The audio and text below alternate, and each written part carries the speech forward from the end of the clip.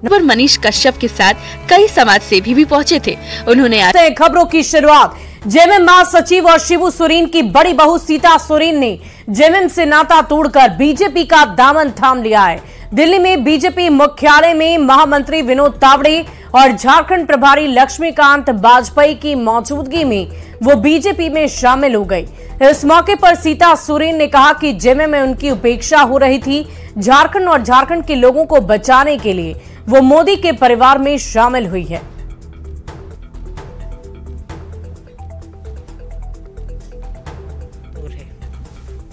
तो ऐसे में मुझे मोदी जी का परिवार, महापरिवार में आना पड़ा, क्योंकि हमको झारखंड को बचाना है। झारखंड के वासियों को, झारखंडियों को न्याय दिलाना है।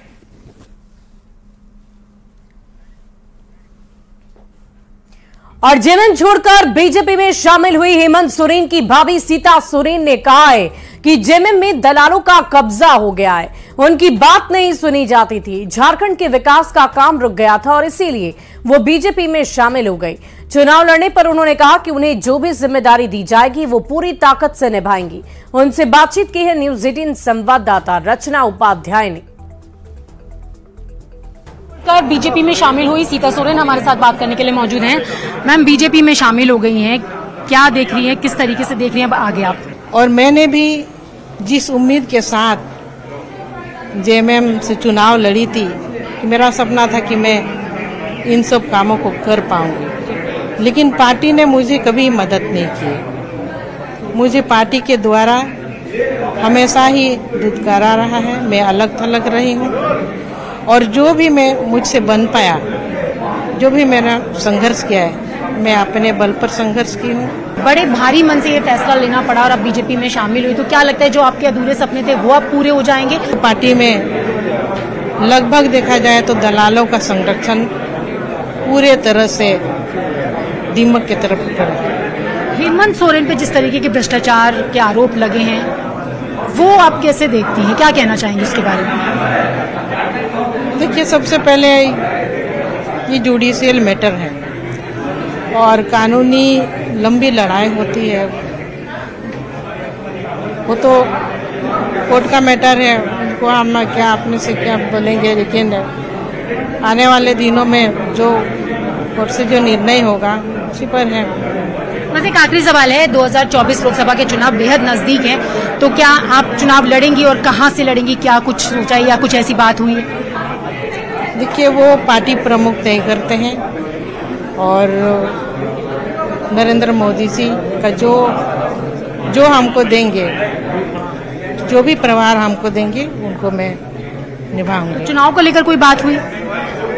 अब पार्टी प्रमुख ही तय करेंगे, उसको लेकर के मैं ज्यादा कुछ नहीं कह पाऊंगी।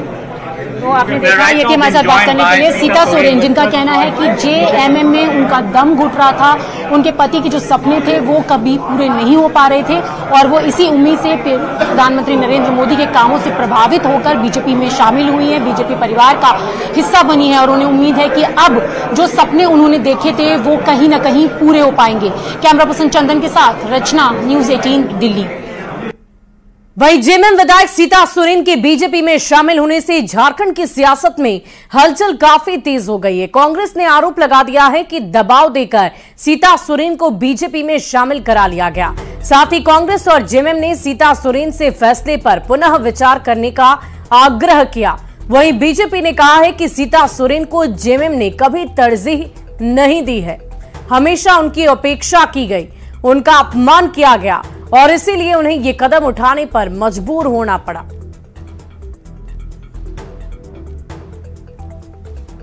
कौन सा दबाव भाजपा के लोगों ने उनके ऊपर दिया, यह तो बहुत जल्द जनता के सामने आ जाएगा कि भारतीय जनता पार्टी के किस दबाव में सीता सोरेन जी ने इस प्रकार का फैसला लिया है।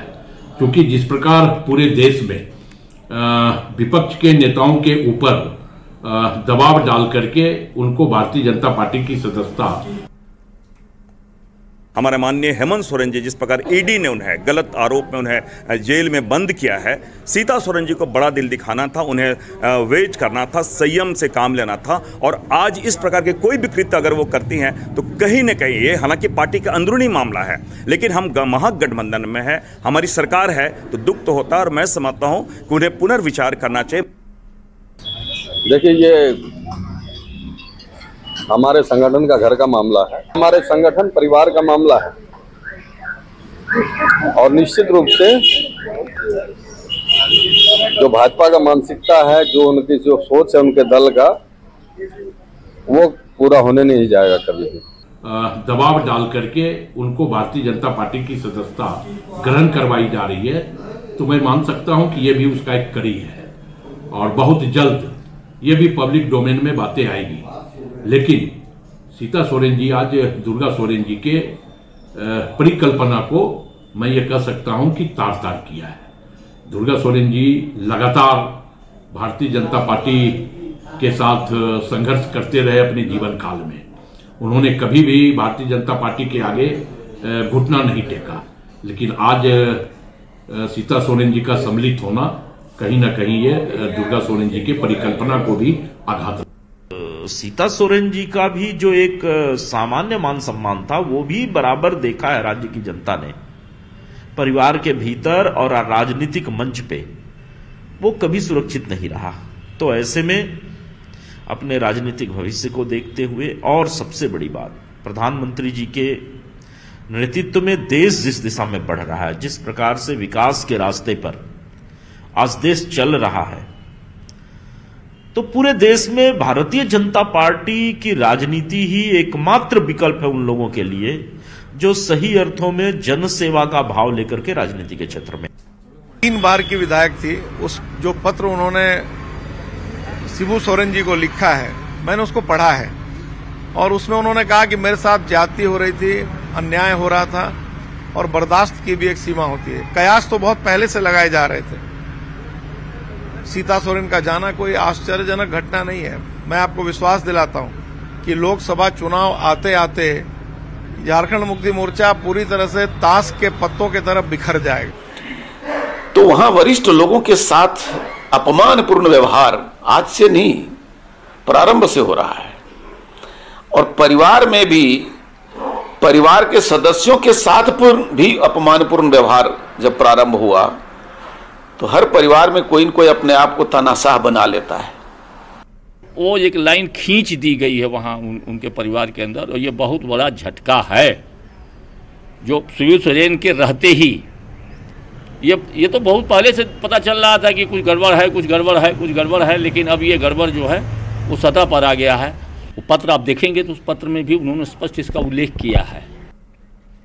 और इसी बीच एक बड़ी खबर का रुख कर लेते हैं। जेएमएम से बीजेपी में सीता सोरेन चली गई, और सीता सोरेन का इस्तीफा जेएमएम को बहुत बड़ा झटका लगा। डराकर पार्टी में शामिल करती है बीजेपी, ये जेएमएम का कहना है। सुप्रियो भट्टाचार्य की तरफ से ये बड़ा बयान सामने आया कि डराकर बीजेपी अपने खेमे में तमाम नेताओं को शामिल करती है। और सीता सोरेन 3 बार विधायक रह चुकी हैं। जेएमएम पार्टी की तरफ से उन्हें जब उम्मीदवार बनाया गया तो 3 दफा उन्हें जीत भी हासिल हुई, लेकिन उन्हें कहा कि बर्दाश्त की सारी सीमा पार हो गई, और इसीलिए मैंने ये निर्णय लिया है कि अब मैं बीजेपी के साथ रहूंगी। उन्होंने आज ही बीजेपी का दामन थामा है। बड़ी खबर आपको बता रहे हैं, सीता सोरेन ने इस्तीफा दिया और जेएमएम को लोकसभा चुनाव से पहले ये बहुत बड़ा झटका लगा है। तो इस्तीफे से कोई फर्क नहीं पड़ता, जेएमएम की तरफ से ये बयान भी सामने आया। और इसी बीच ये बड़ी खबर हम आपको बता रहे हैं, सीता सोरेन अपनी पार्टी से उन्होंने इस्तीफा दे दिया है। जेएमएम को छोड़कर, जो ना सिर्फ उनकी राजनीतिक पार्टी है बल्कि पारिवारिक पार्टी भी है। सुने कि एक मुख्यमंत्री को डिमोट करके उप मुख्यमंत्री बना दिया गया महाराष्ट्र में, क्योंकि देवेंद्र फडणवीस की जरूरत उनको नहीं थी। कभी सुने कि दूसरे पार्टी से जिनके खिलाफ आरोप थे, मंत्री थे, उन पर सीबीआई की जांच हो रही थी, हेमंत बिस्वा शर्मा के बारे में मांग कर रहे थे, वो वो सीधे भाजपा में आए और चुनाव जीते और उप मुख्यमंत्री बन गए। दादा लगता है दूसरी बार वो मुख्यमंत्री बन गए और जो वहां के मुख्यमंत्री थे। दादा मेरा दो सवाल है। एक तो जो उनकी तरफ से जो बातें आई थी, पहले भी थी वो नाराजगी कि शायद उनको कमिटमेंट किया गया था कि चंद्रप्रधान के बाद मंत्रिमंडल में उनको लिया जाएगा, जो सुनने में आता है बातें। तो और क्षेत्रों का भी ध्यान रखना पड़ता है, आयु वर्ग का भी ध्यान रखना पड़ता है, सभी का संतुलन बना के ही मंत्रिपरिषद बनता है। इसलिए कोई कमिटमेंट किसी के साथ किसी का होता नहीं। जहां तक दुमका लोकसभा क्षेत्र है, वहां पार्टी का जो भी समर्पित कार्यकर्ता है वो जानता है कि उसका कर्तव्य क्या है। गुरुजी का जो भी आदेश होगा, वह व्यक्ति कोई भी हो, उसकी जीत सुनिश्चित करने में हर कार्यकर्ता अपना सब कुछ समर्पण करेगा। इसलिए वैसी बातें नहीं। तो ये भी क्या बोलते हैं, सीता सोरेन ये भी आरोप लगाए कि पार्टी में जो है अब गुरु जी की नहीं चल रही है, पार्टी गलत हाथों के में चली गई है और गलत लोगों से दिशा निर्देशित हो रही है। देखिए, भाभी हम लोगों के साथ रही, आज जहां पर भी हैं गई हैं, वहां पर भी उनको उनकी आकांक्षित सफलता मिले इसकी शुभकामना है। लेकिन ये भी सच्चाई है, खासकर गुरुजी को छोड़ने वाले, मैं नाम नहीं लूंगा, बहुत वरिष्ठ नेता लोग भी रहे संथाल परगना के। तो एक बार हम लोगों को जरूर पीछे का भी कुछ बातें याद रखनी पड़ती हैं। इसलिए हमने कहा कि जब तक वो भाजपा में रहेंगी, उनकी सभी आकांक्षाएं पूरी हो, उसके लिए शुभकामना है। बाकी एक चीज हम लोगों को भी कि 10 बजे के कुछ देर के बाद ये वक्तव्य हम लोगों के पास में आया था, जो चिट्ठी आप लोग देख रहे हैं। हम लोगों ने गुरुजी के पास इस बात को पहुंचाया, तो गुरुजी ने कहा कि ठीक है, हम बात करेंगे, मेरे परिवार का मामला। लेकिन तब तक में ये फिर खबर आ गई कि वो भाजपा जा रही। तो आपने यदि निश्चय करके पत्र दिया है, तब तक फिर कुछ कायदा नहीं तो उतना समय हम लोगों को भी मिलना चाहिए था, ताकि घर में भी बात हो जाती, पार्टी में भी बातें हो जाती और कोई ना कोई निष्कर्ष भी निकल आता। क्या लगता है चुनाव लोकसभा चुनाव बिल्कुल सर पर है, कितना असर पड़ेगा? देखिए, लोकसभा का चुनाव में उनका अपना व्यक्तिगत वोट, चूंकि उनका लोकसभा का चुनाव में है, वो मतदाता है, वो एक वोट तो जरूर कम होगा। वहीं जेएमएम सांसद महुआ मांझी ने पूर्व जेएमएम विधायक सीता सोरेन से अपने फैसले पर पुनः विचार करने का आग्रह किया। रांची में महुआ मांझी ने कहा कि फिलहाल जेएमएम संकट की घड़ी से गुजर रही है और ऐसे में सीता सोरेन को धैर्य रखना चाहिए, उन्हें पार्टी का साथ देना चाहिए। उनसे बातचीत की है न्यूज़ 18 संवाददाता संजय सिन्हा ने। अचानक चुनाव के दौरान एक इस्तीफा है, क्या कहेंगे आप? देखिए, ये दुखद है। हम लोग पार्टी के एक परिवार की तरह से मानते हैं इस पार्टी को भी। और इसमें अचानक से चुनाव के पहले और ऐसे समय में जब पार्टी एक संकट के दौर से गुजर रही है, ये बड़ा ही शॉकिंग है। हम सभी दुखी हैं और हम चाहते हैं कि मिल बैठकर कोई ऐसा रास्ता निकाला जाए कि ये जो पता नहीं क्यों किस भावना में आके इन्होंने किया है, हम तो यही कहेंगे कि एक बार पुनर्विचार कर लिया जाए। गुरुजी के नाम जो पत्र लिखा उसमें यह है कि पार्टी के साथ साथ परिवार में भी सम्मान नहीं मिल रहा था। किसी के पारिवारिक मामले में तो हम कुछ नहीं कहना चाहेंगे, लेकिन गुरुजी एक इतनी बड़ी हस्ती हैं कि न सिर्फ हमारे राज्य में बल्कि पूरे देश में, पूरी दुनिया में उनका अलग ही सम्मान है। तो उनके सम्मान को ध्यान में रखते हुए अगर पुनर्विचार किया जाए तो हम सबको बहुत खुशी होगी। को पोती हैं जैसे सोरेन, तो एक पोती का स्वाभाविक हक जो बनता है जिसको लगातार उठा रही थी वो। जी, अभी तो चुनाव में कोई टिकट वगैरह तो बटा नहीं है। हो सकता है कि भविष्य में सबको ही मौका मिलता, ऐसा मुझे लगता है कि थोड़ी जल्दबाजी हो गई है शायद। थोड़ा धैर्य रखने से समयानुसार सबको सब कुछ निश्चित रूप से मिलेगा। खास तौर पर गुरुजी को भगवान मानती है वहाँ की जनता, और गुरुजी के साथ जो रहेंगे जनता उनके साथ है। तो हम लोग चाहेंगे कि एक बार पुनर्विचार कर लिया जाए ताकि गुरुजी का सम्मान बरकरार रहे, पार्टी का भी सम्मान बरकरार रहे। तो जेएमएम सांसद लगातार सम्मान की बात कर रही हैं, साथ में ये भी बता रही है कि थोड़ा सा धैर्य रखना चाहिए था, लेकिन पार्टी और राजनीति में भावनाओं का कितना मोल है ये पब्लिक जानती है। संजय कुमार सिन्हा, न्यूज़ 18, रांची। और आपको बता दें कि बीजेपी में शामिल होने से पहले आज दोपहर सीता सोरेन ने जेएमएम की प्राथमिक सदस्यता और विधायकी दोनों से इस्तीफा दे दिया। इस वक्त हम दोनों पत्र आपको दिखा रहे हैं आपकी टीवी स्क्रीन पर। ये दोनों ही पत्र हैं। पहला वो पत्र दिखा रहे हैं जो सीता सोरेन ने अपने ससुर शिबू सोरेन को लिखा है, सदस्यता और केंद्रीय महासचिव पद से इस्तीफा दे दिया है। दूसरा वो पत्र जो उन्होंने विधानसभा स्पीकर को लिखा है। तो इन दोनों ही पत्रों में उन्होंने अपने इस्तीफे की मांग की है। उन्होंने कहा है कि वो अपने पद से इस्तीफा दे रही हैं। तो एक पत्र परिवार के नाम, अपने ससुर के नाम, और दूसरा औपचारिक रूप से उन्होंने विधानसभा के स्पीकर के नाम पत्र लिखा है और आज वो बीजेपी में शामिल हो गई। वहीं लोकसभा चुनाव को लेकर झारखंड में दुमका सीट काफी चर्चा का विषय बनी हुई है। चर्चा है कि दुमका सीट से हेमंत सोरेन चुनाव लड़ सकते हैं। हालांकि इस सीट पर उनकी पत्नी कल्पना सोरेन का नाम भी चर्चा में तेजी से चल रहा है। दुमका लोकसभा सीट और गांडेय उपचुनाव को लेकर जेएमएम का कहना है कि जो भी जिम्मेदारी कल्पना सोरेन को दी जाएगी वो उसे निभाने में सक्षम है।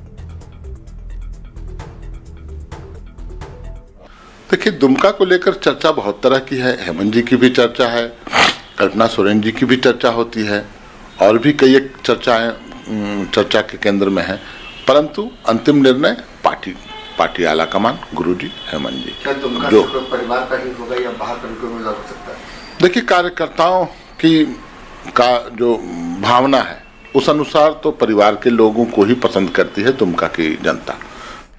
और इस बीच बिहार की सियासत से जुड़ी एक बड़ी खबर आपको बताएं। उपेंद्र कुशवाहा से मिले विनोद तावड़े। कुशवाहा से मिलकर निकल गए हैं उपेंद्र कुशवाहा और उन्होंने कहा है कि सब कुछ वैसे ही है, जो कुछ भी तय किया गया था बिल्कुल वैसा ही सब कुछ है। कुशवाहा की नाराजगी पर तावड़े ने अपना बयान दिया, वे खुद बात कर लेंगे। कुशवाहा 2 सीट मांग रहे हैं। सूत्रों के हवाले से ये बड़ी खबर आपको बता रहे हैं। इस वक्त की बहुत बड़ी खबर आपको बता रहे हैं। विनोद तावड़े से मुलाकात हो गई है उपेंद्र कुशवाहा की, और तावड़े जब बाहर निकले तो उन्होंने कहा कि जो कुछ भी बातें कहनी है वो उपेंद्र कुशवाहा खुद कह देंगे।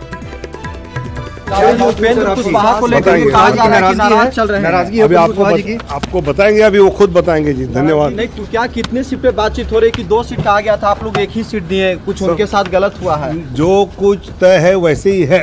और सर, बिहार बीजेपी के विधायक अलग से मीटिंग कर रहे हैं, कहा जा रहा है कि सारे लोग नाराज चल रहे हैं आपसे, कुछ है सर ऐसी खबर? सर ये पारस सर पारस जी को लेकर के क्या है सर? पारस जी को लेकर धन्यवाद। एक बड़ी खबर और है कि उपेंद्र कुशवाहा से विनोद तावड़े की मुलाकात के बाद समझौता हो गया है। 1 लोकसभा सीट पर कुशवाहा लड़ेंगे, 1 एमएलसी सीट भी उपेंद्र कुशवाहा को मिलेगी। रामबरी चंद्रवंशी की सदस्यता जाने पर यह सीट खाली हुई। एमएलसी को नीतीश कैबिनेट में जगह मिलेगी। बहुत बड़ी खबर आपको बता रहे हैं। दिल्ली से संवाददाता अमितेश अधिक जानकारी के साथ फोन लाइन पर है। अमितेश, क्या जानकारी है इस पूरी खबर को लेकर? देखिए, विनोद तावड़े मिलने पहुंचे थे उपेंद्र कुशवाहा के दिल्ली स्थित आवास पर और वहां पर लगभग 20 मिनट तक मुलाकात चली। उस मुलाकात में इस बात पर समझौता हो गया है कि उपेंद्र कुशवाहा काराकाट से चुनाव लड़ेंगे, जैसा कि कल ही ऐलान कर दिया गया था कि काराकाट की जो सीट है वो आरएलएम के खाते में गई है। लेकिन 2 सीट शुरू से मांगते रहे उपेंद्र कुशवाहा की कम से कम 2 सीट मिले। नीतीश कुमार के आने के बाद जो निगोशिएशन का दौर चला, सभी पार्टियों को अपने आप से कॉम्प्रोमाइज करना पड़ा सीटों की संख्या के मामले में। उपेंद्र कुशवाहा को भी करना पड़ा है, लेकिन फिर भी वो चाहते थे कि कम से कम 2 सीटों पर वो चुनाव लड़ें। लेकिन बाद में जो शनिवार को बीजेपी के राष्ट्रीय अध्यक्ष जेपी नड्डा से उनकी मुलाकात हुई थी, उस मुलाकात में इस पर चर्चा हुई और उपेंद्र कुशवाहा की तरफ से ये मांग की गई थी कि 2 सीट अगर नहीं मिलती है तो कम से कम एक एमएलसी का जो सीट है, एमएलसी सीट उनकी पार्टी को मिले और मंत्री पद मिले नीतीश सरकार में, या फिर दूसरी डिमांड थी कि उनके एक व्यक्ति को, उनके एक और सहयोगी को चुनाव मैदान में उतारा जाए, चाहे वो बीजेपी का भी सिंबल हो सकता था। लेकिन अंत में जब कल 40 सीट पर ऐलान किया गया कौन सी पार्टी के खाते में कौन सी सीट गई है, तो उपेंद्र कुशवाहा को केवल 1 सीट काराकाट की मिली है उनके खाते में, लेकिन दूसरी सीट को लेकर कोई क्लैरिटी नहीं थी। और यही वजह रही है, जो सूत्र बता रहे हैं उसके मुताबिक उपेंद्र कुशवाहा भले ही कैमरे के सामने कह रहे हो कि नाराजगी नहीं है, लेकिन अंदर खाने इस बात को लेकर के नाराजगी थी उनकी पार्टी में। और यही वजह है कि लगातार संपर्क में थे बीजेपी नेताओं के। और आज विनोद तावड़े जो कि बिहार बीजेपी के प्रभारी हैं, उन्होंने उपेंद्र कुशवाहा के पटना जाने से पहले उनके आवास में मुलाकात की है और मुलाकात के बाद विनोद तावड़े ने ट्वीट कर खुद इस बात की जानकारी दी है, जो वैकेंट सीट है, यानी रामबली चंद्रवंशी वाली ही एक सीट है जो कि एमएलसी की वैकेंट सीट है, उस सीट को दिया जा रहा है उपेंद्र कुशवाहा के पार्टी के खाते में। और सूत्र बता रहे हैं कि जिस तरह से जीतन राम मांझी के साथ समझौता हुआ है कि उनके बेटे संतोष सुमन बीजेपी कोटे से मंत्री हैं और बीजेपी कोटे से एमएलसी हैं और साथ में मंत्री पद उनको दिया गया है, उसी तरह से उपेंद्र कुशवाहा की पार्टी के एक व्यक्ति को एमएलसी बनाया जाएगा और उसके बाद मंत्री पद भी उन्हें मिलेगा। तो निश्चित रूप से समझौता हो गया और उपेंद्र कुशवाहा की नाराजगी अब खत्म होती दिख रही है। बहुत बहुत शुक्रिया अमितेश हमारे साथ जुड़ने के लिए, तमाम जानकारी के लिए। तो ये बड़ी खबर आपको बता रहे थे। पहले ये चर्चा हुई कि उपेंद्र कुशवाहा नाराज थे, लेकिन समझौता अब कर लिया गया है। वहीं मुलाकात के बाद उपेंद्र कुशवाहा ने कह दिया है कि किसी तरह की कोई नाराजगी नहीं है। कुशवाहा का कहना है कि वो तो कभी नाराज थे ही नहीं। सर आप नाराज है 1 सीट पर, 2 सीट की मांग थी। नाराज कभी हम नहीं रहे सर, 1 सीट से खुश हैं या हम नाराज कब थे कि जबरदस्ती। विनोद तावड़े जी से आपकी मुलाकात हुई सर, विनोद तावड़े जी से मुलाकात हुई। और फिलहाल इस बुलेटिन में अभी के लिए बस इतना ही। आप बने रहे न्यूज़ 18 बिहार झारखंड के साथ।